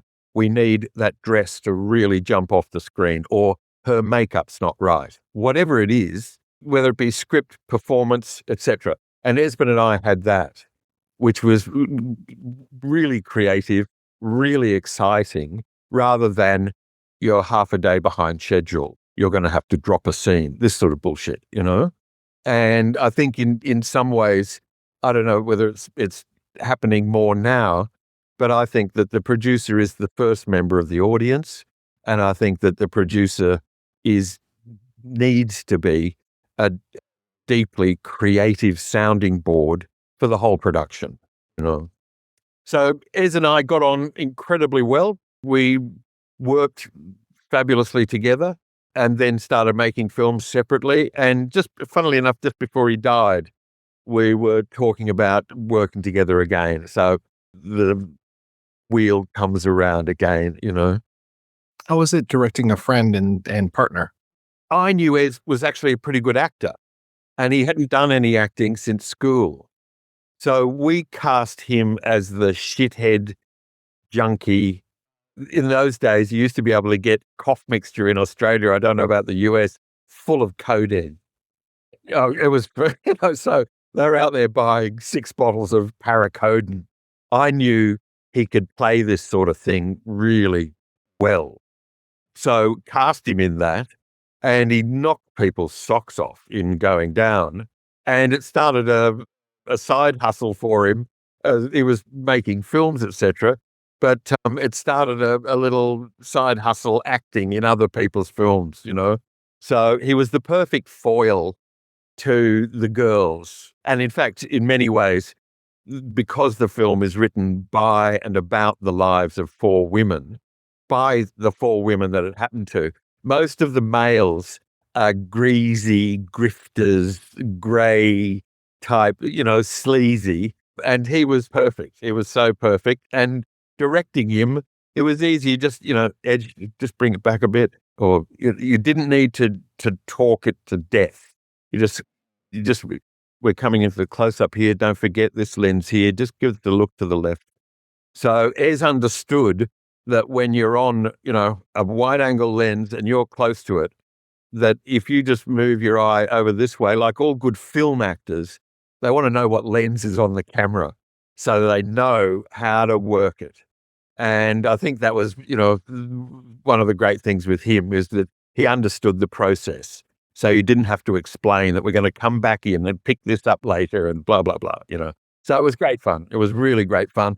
And because he was a committed filmmaker, would do anything, you know, and in Pandemonium, he shaved his head. He did, you know, he did his own stunts. He did, you know, it was all sorts of stuff. Who is the guy in Pandemonium? He plays Dr. Doctor, I think it is. Who's that charming young actor? C'est moi. The guy who was going to play it had to pull out a week before due to a family illness. And I'd originally written it thinking I could have a go at it, and then thought, look, it's just too much. I'll cast it. And I did as good as I could hope. I mean, that's funnily enough, if you can't get work as an actor, make a film and cast yourself. You know, I was in our first film, 27A. I make a, you know, cameo in Going Down and took this little role in Pandemonium. So, you know, yes. It is funny walking around in makeup dressed as a sort of a mad doctor while you're directing the film. You talked about how the movie never played in Australia, but did it eventually? Like, do you have retro screenings of it there, or? It might have had 1 or 2 screenings. We were assailed by Christian groups, and the mainstream conservative distribution companies threw up their hands in horror, absolute horror. And in many ways, you know, I mean, they loved a razorhead.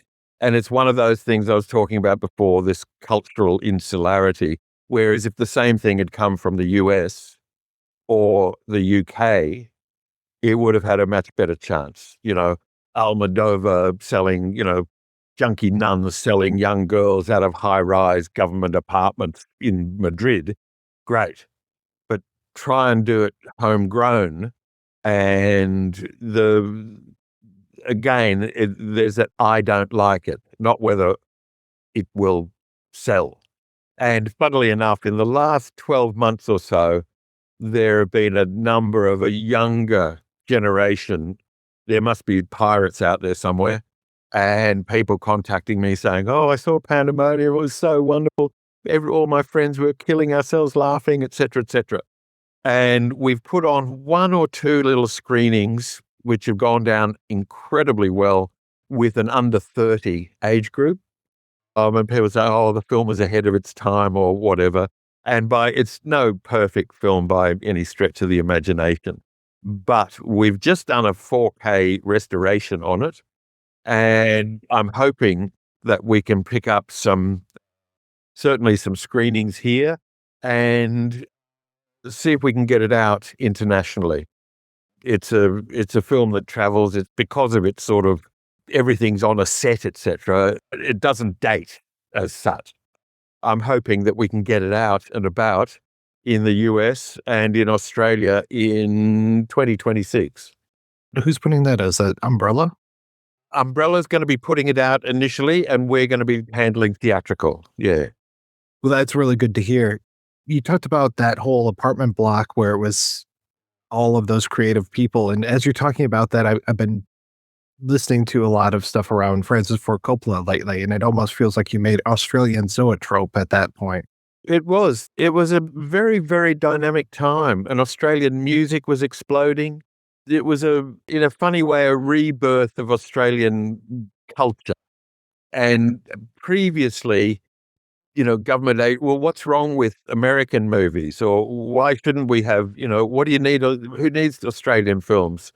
And there was always something a little bit, "Oh, you lefties." There was a thing about, etc. So, and I've got to say, it was quite an extraordinary experience to see our first Australian films, because you had to overcome the sense that it's not a real proper film because the accents weren't right.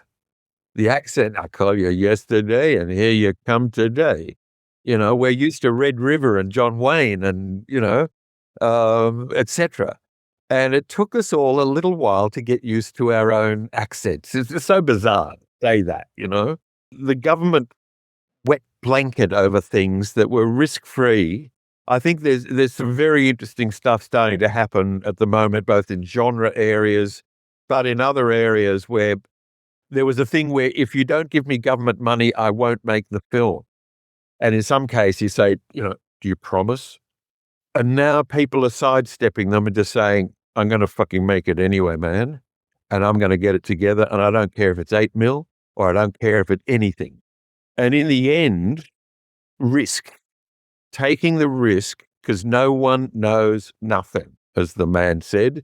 And we're seeing these Timothée Chalamet pictures crashing and burning, man. There's A-list who are not selling tickets. There's a sea change happening. I've seen a couple of little things that are 8mm, and they've then blown it up to, a 4K DCP or whatever it is. And they're getting it into cinemas, and young kids are coming in watching the stuff. Now, it's not mainstream, but it's good foot in the door stuff, and it's good stepping stones. And it's also where, it's that sort of thing where Australian films too often, and probably mainstream anywhere, they try to be everything to everyone. And consequently, they are nothing to no one, And some of our stuff, where the Pandemonium going down, 27A, these films, they're not for everyone. And consequently, you can afford to take risks. You can afford to focus what you're doing onto a very clear demographic. And you can afford to alienate a demographic, as we did with Going Down and Pandemonium, where uncool people are not going to like this. Great, because cool people will, and they'll know what we're talking about, There's some fascinating young filmmakers coming through, and they are challenging the industrial formats. I know there's a guy I know traipsing around LA, those sunburnt concrete pavements with a 90-minute horror picture, and he can't get any purchase on the thing at all. And no. And then someone's come back to him and said, look, I really like the story, but can you give me 33-minute episodes instead of one night and vertical? Right. So, and you're seeing people watching, $200 million movies on a friggin' phone in the bus. So you're going, why did I bother with focus? What? So, you're seeing things breaking down where they're episodic, they're fitting to people are determining what and how they're going to watch stuff, and how long is the average bus journey or train journey or whatever. Let's make it fit inside that. So, the cinema, is it the art form of the 20th century? I hope not, because that, and it's such a tired aphorism, but there is nothing like sitting in an audience, sharing the dreamscape, everyone having the same dream. And there's nothing like a full house watching It's a Mad, Mad, Mad, Mad World and just screaming their tits off with laughter. It's a wonderful, and you can't get up and go out to the toilet, or you can't, press pause while I go and make a cup of coffee or whatever. You agree, you sign a quiet dream contract, all to when the lights go down, here we go. And up comes John Barry's music for Bond, and you go, whoa, here we go. And it's that wonderful experience, almost childlike, dreamlike, and something that has sucked me in from the time I was a child. And now, we're making a feature-length documentary at the moment, and I've been in the US and Canada and all over the world shooting this damn thing. But, I have to be flexible to say, okay, maybe the 100 minutes will go to film festivals, but it might have to be chopped into 1, 2, or 3 television hours, or into even shorter forms for social media or whatever. YouTube is making, more money than cinema is. The games are bigger than film and TV combined. People are reverse engineering their PlayStation games and making their own feature films. And AI is opening up things incredibly excitingly. And I think in a funny way also maybe democratizing stuff. You don't have to have gone to Egypt to shoot in front of the pyramids. Imagination is now there for the doing. Up until now, with our stuff, we've always said, don't hide the flaws, flaunt them. Use them as your card, as your entry card, and there's nothing worse than people trying to pretend it's something and not quite pulling it off, as opposed to some trashy movie where don't hide it, flaunt it. What is your documentary on? As I said, when I went to my mother moved us to England, and then I went to this little school, and there are a lot of Nigerians, Ghanaians, some American, Canadian, a lot of what we call Persians, Iranians, a lot of Kenyans, a lot of Pakistanis, and a few English boys. And the headmaster was a descendant of Armenian genocide refugees, and there was no racism in the school, none at all. There was no sectarianism, although there were Jews, Muslims, Christians, Zoroastrians, you name it. And the headmaster prided himself in finding out what you were good at and then giving you the tools to excel. And by Christ, you'd better excel or you'll see me tomorrow, boy. What I have done, I went to the school, and when I left the school, I came back to Australia, and I didn't see any of those boys again for 50 years until watching the World Soccer Cup in 2014. And I'd always get up to watch Ghana because they were cool. Ghanaians are funny. They're laid back. They're very, very cool guys. And the camera panned across the coaching group, and there was my best friend, the coach of Ghana. So I tracked him down in Accra, and I said, Herbert, I'm coming over to see you. And he said, come over. I'm really well known. We'll have a great time. And I put it off, and he got malaria and died. And I thought, I'm never going to do that again. I'm never going to put off anything. As I get older, I start burying more and more of my friends. So I started trying to track down the boys that I went to school with in Tehran, Los Angeles, Vancouver, New York, Madrid, and ask them how growing up, we all lived together, how growing up in a non-racial, non-religious environment influenced the rest of their lives. And the film is about growing up in a non-racial, non-religious environment, and whether there are any lessons we can take from that little school and use today, in the 21st century, about how we educate children to give them confidence and responsibility at a time when xenophobia and populism and the world as we see it seems to be implying very different values. And I've been around the world. We finished shooting about 6 weeks ago. I've been shooting for 7 years. And 6 weeks ago, I talked all of them into flying in from Ghana, LA, everywhere. And they all flew in for dinner at the school and hadn't seen each other for 60 years. I don't know if it was pretty amazing, actually. And we had a couple of cameras there, and it's going to be the last scene in the film.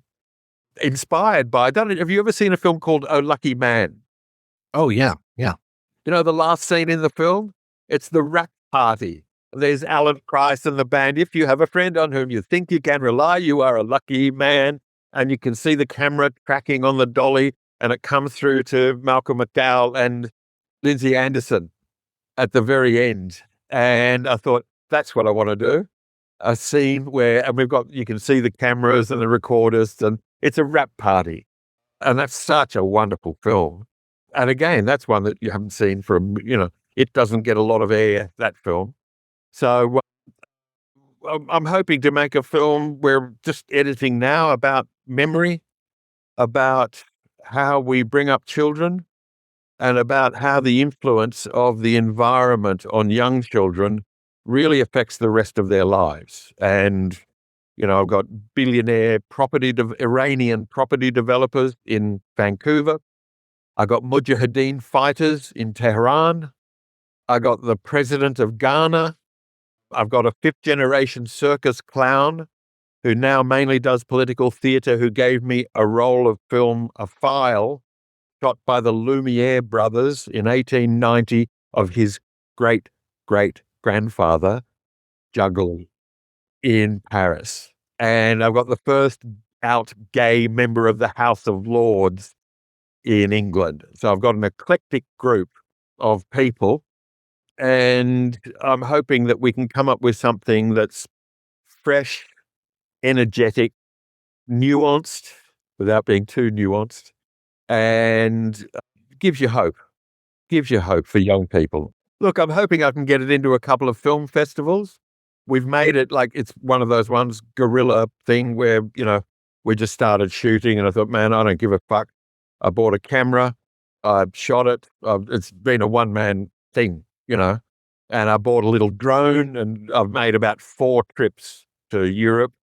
Or I feel like I threw myself into the river, and I thought, wherever it takes me, I'm just going to go there, man. And I found myself living in a gypsy caravan outside Madrid.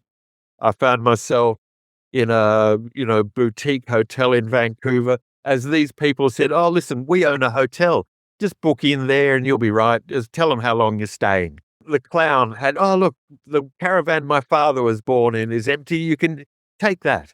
And people were so kind and so wonderfully generous that, I had to pay for airfares and, the bits and pieces. But in the end, I thought, are you a filmmaker or not? And if I've got 3 scripts, a couple that I've been trying to get going and not having a great deal of luck. And I've got a couple of documentary ideas, but can't quite get them over the line. And this one was such a great story. And people kept saying to me, look, that's a film. That's, that you saw the guy in the middle of the night, your old friend who was the coach of the Ghanaian football team. Make it. Go, start. And you just thought, fuck it, man. Just start, And if you know how long it's going to take, you'd never start. But once you're a bit into it, you can't back out. As, the producers of Heaven's Gate will tell you. Once you're in far enough, it'll be finished around Easter. And anyone that can finish a film, no matter what, I give a huge tick. It's so hard. And coming up with reasonable ideas is not all that hard. A few drinks and a bit of entertaining conversation. But doing it, that's the bit that separates the sheep from the goats. If you can then get it finished, you get a huge tick. That's a single project. There is a separate project, and that is distributing the fucking thing. And that is a different thing altogether. And if you can then take that thing you got the tick for, the finished film, and get it out there, great, there's another tick for you, And we had I always find John Waters a very inspiring character and on going down because all the major distributors had knocked it back. Oh, who wants to see a film about 4 girls and drugs and music and that? And I'm going, I know. And the guy who, I'll just quickly tell you, the guy who ran the film, we were down to it was the last card, and we'd audience tested it. And I'm a great believer in audience testing. You don't have to take what they say, but listen. And we knew we had a hit. They absolutely loved it. Absolutely loved it. It was about them. They knew the scene. The drugs and the drug jokes weren't, yeah, I've had nights like that. So we knew we had a hit, and we couldn't convince the middle-aged, middle management, those farts. Anyway, we go to this place. I think you get hepatitis off the friggin' seats. And he says, bring me the first reel and the last reel. Don't you want to see the middle? He said, no, I just want to see how it starts and how it ends. Oh, righto. So I'd bring in those days, those cans of 35mm film. And I came back an hour later, and he said, it's appalling. It's terrible. It's atrocious. The girls with the skirts up their backsides, that loud music, the drugs, you open in 4 weeks. And I said, but you said it was atrocious. He said, oh, that's what I think. But I'm not the one buying tickets. And I know who is. And there's a lot of them who are going to love this film. And it was the first time I thought, this really professional approach. I'm a middle-aged old man. I'm not the audience. Who is? And are there enough of them to warrant putting this on? It is atrocious, and you open in 4 weeks. That was a real eye-opener for me. Who are you making this film for? Keep that in mind, because so many filmmakers are, it's sort of, and you think, come on, who's it for? And you need to answer those simple questions. And, it's old school, but you need to be able to say it in one sentence. And I've always found that people make decisions very, very brutally, especially with finance, in the first 20 seconds. The image, the name. I invented a subsidiary of Smart Street Films called TIFTAF, which is the Institute for Titling Australian Films. There was a film called Bored Olives that was made in Australia, which is just waiting for Pauline Kael to say the olives weren't the only ones bored. And so we just put out this press release. Do you want your film to be called 2-Lane Blacktop, 310 to Yuma, things like that, or Bored Olives? People bit. It was just a complete joke, but I'm a great, Mad Max. It rolls off the tongue. You go, whoa, what's that? And again, that central poster image, on a building site, you want people to double take, not go, oh no. the title and that central image, and both of those Australia's never been particularly good at. And, you'll often see, a Volkswagen with enlarged cartoon heads coming out of the windows, that sort of stuff. Or you'll see something that you just go, wow, what's that? Oh, I've got to find out. You want to encourage the viewer to find out more. We're starting to cotton onto it now in Australia. The Europeans have always been incredibly good at it. The Germans, the just where they focus on something and do an elegant. Don't crowd it. Keep it simple. Keep it, So, but I've got a script that I can't quite get it over the line. It's called Trouble in Blonde. My other one is called Fuck City, but that's not working quite so well. Good friend of mine just put out a movie called Fuck My Son. So, well, I think Liz Purcell put out the thing she's put out after going down was castration movie. And I said to her, Liz, what would that be about? Titling is incredibly important. People are, no, I insist on this. And you're going, but it's going to turn people off. There's no need to turn people off. Well, Mr. Keenan, this was so great. Thank you so much for your time. No, I really appreciate it, Mike. Yeah, no, someone trawling through the detritus of cinema and coming up with these things. So keep it up. Keep up the great work. I'm going now, Dad. I'll ring you as soon as I get to New York, okay? She's off and she's away. Daddy give you some money to go away with? He's invested, son. Revolution's gonna start in the bargain basements of our department stores. Do you want to go to a party?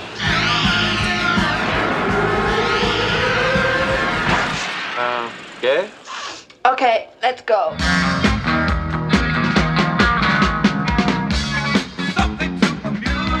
Where's the booze? Something to amuse you. You better watch out.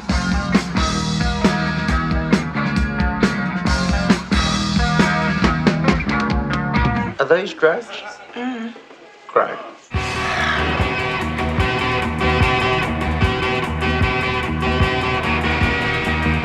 I mean, where did you get your money from, huh? I know where it came from. I just want to find out where it went. Nothing lasts forever, kiddo. I know what I want. And I'm gonna get it. 'Cause I'm going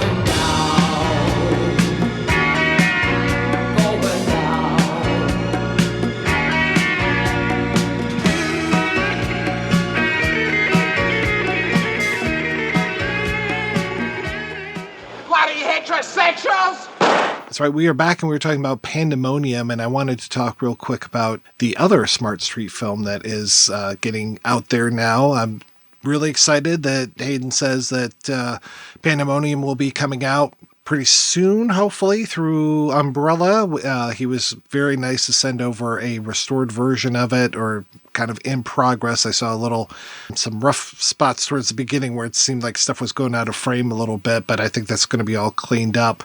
But yeah, Going Down is out there now, and I'm really excited that this is out there.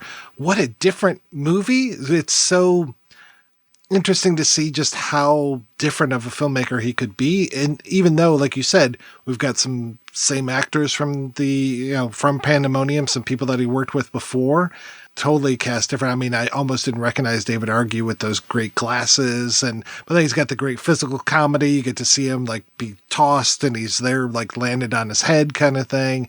And then, yeah, Ebsen looks so completely different. I couldn't believe that he was the same person. But yeah, looking at those old photos of him, I was just like, oh, this guy really had it going on. And then you see him in Pandemonium with the beer belly and that horrible shirt and the gray hair with the mismatching toupee. I mean, yeah, what an amazing transformation of that. Wink Death comes for us all, man. It's just part of life. Don't forget the poly blend shirt. He's got some amazing poly blend with like large trees, like nature scenes, and that little mustache. A mustache that totally, if an old back issue of Jugs magazine had a scent, it would smell like that mustache. Yeah, I'm so curious because you got to see this in the theater. Hayden, like, did you go into going down? Like, was that like a total blind thing where you just knew like a little bit? Like, what was the experience with you getting to check that out? Yeah, I knew very little about it. I was approached by the people who were, like helping promote the film, and I looked at it and just a couple of stills. Like, there's one image of a bunch of, it's because it's following these 3 party girls through an evening as one of them's about to move, and then somebody steals her like starting out money, and it's this nighttime odyssey, and then in the morning they're like trying to get to the airport, and one of them's puking, like projectile vomiting off the back of a car. And I saw that image and I was like, this is special and I have to go.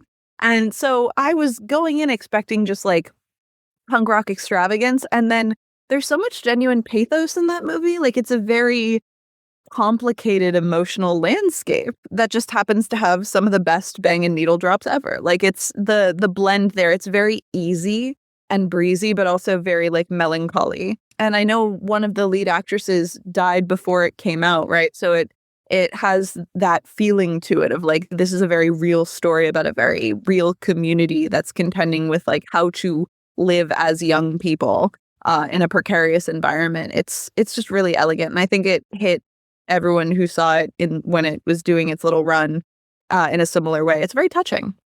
Yeah, it looks amazing. And there are a few different trailers on YouTube. So anybody listening, to check out the Muscle one. There is one that's 2 years old. That's kind of a slightly longer one from Hayden's YouTube channel. That looks great. One film that predates this that I'm so curious about is 27A. I know this is different. That Espen directed and Haydn produced. And that one, I want to say was 74, like more early mid-70s.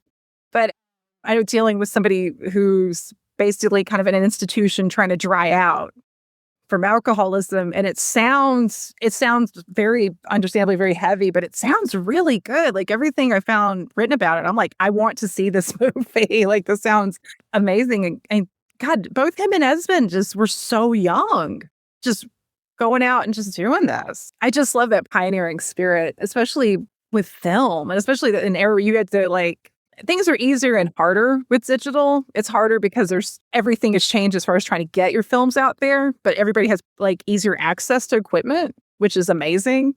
But I mean, back then, film was so much more expensive. I look back on some of the filmmakers like that are independent, and I'm just like, gosh, like, it always just sort of blows my mind just how you make these things happen. Totally. And talk about punk rock. Like, I remember reading about that particular film, and wasn't that the one that kind of got them run out of the like hotshot up and coming mainstream because they won an award for it, and then they got on stage and were basically like, fuck you, let cool young people make art, and the institution was like, well, fuck you right back, and that was that for them. I love that. Like, I swear to God, the more I find out about these guys, and particularly Haydn, I'm just like, oh my, stop it. Okay, you're already amazing. And again, it's like, I love seeing that kind of spirit in anything. The spirit of the punk, the DIY, it to me is the absolute source of anything great creatively. And that predates what we call punk too, obviously. But like, anytime you see somebody do that, that is, to me, it's like a sign of life. Like, I'm not religious. I'm almost pretty much anti-religion, to be honest. But if something makes me feel spiritual, it's that. Nature and fucking unbridled art. It's those two things. All right, let's go ahead and take another break and play a preview for next week's show right after these brief messages.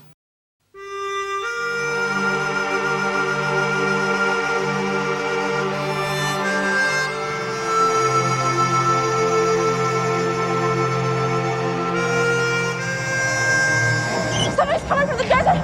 It could be a David, quick! Name's Felix. Tree. This is Benny.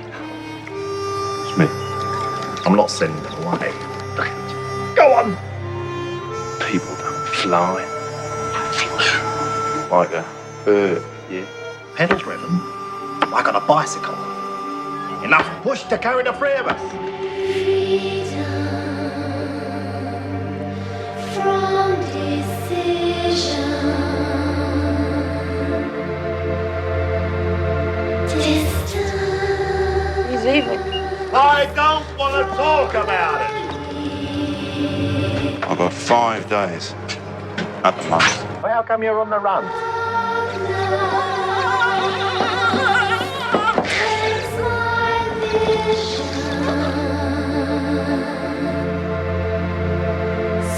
What went wrong? Why don't you go back to where you came from? There's no more time.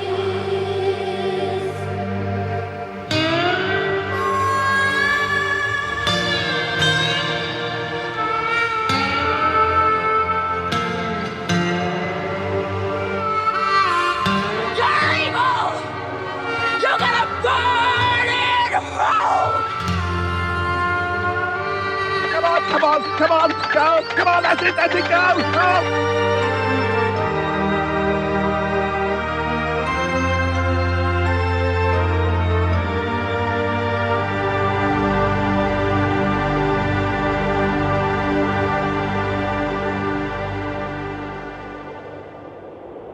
That's right, we'll be back next week with a look at Alex Proyas's Spirits of the Air, Gremlins of the Clouds. Until then, I want to thank my co-hosts Peyton and Heather. So Heather, what is the latest with you, ma'am?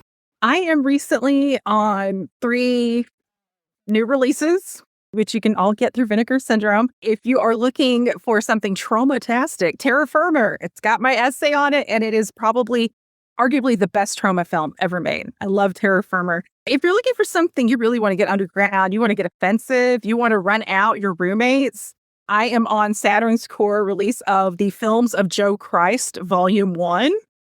And I did a video essay for that, and I love it. Joe Christ is definitely not for everybody, but you know what? Anything worth checking out is going to be. But if you're not want to go too far, I'm on Tank Girl. I got an essay for that. That set is insane, by the way. It's very luxurious. But for all my other sundry items, go to my Linktree, linktree.com/Mondo Heather. It's got my website, Patreon, social media, the whole schmear. And Peyton, how about yourself? I got a ton of reviews coming up. I write for Rue Morgue a lot. I have been in Letterboxd recently and will be again soon.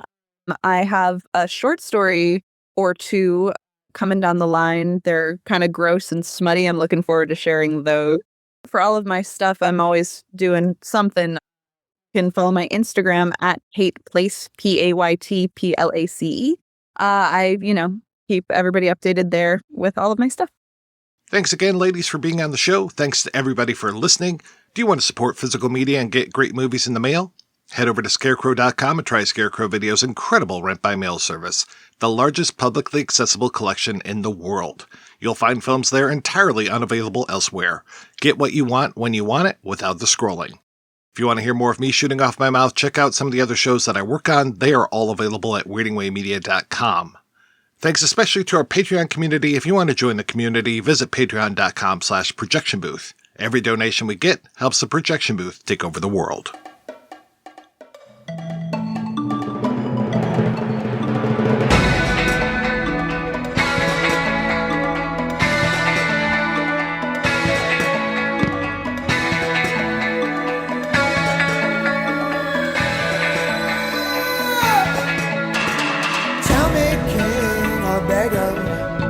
What's the nature of the beast? For I cannot be satisfied. If I ever meet my maker, and I'm not one to impose, if only for my peace of mind. If you're born on the wrong side of the stories told, born on the right side, pockets are lined with gold. What a stupid question. Have you heard of nature's law? You have to be fit to survive. But there's been quite wide dissension and exceptions to the rule. There's some who are not fit to be alive. You don't need me no love divine. You have failed me in the past and for all time.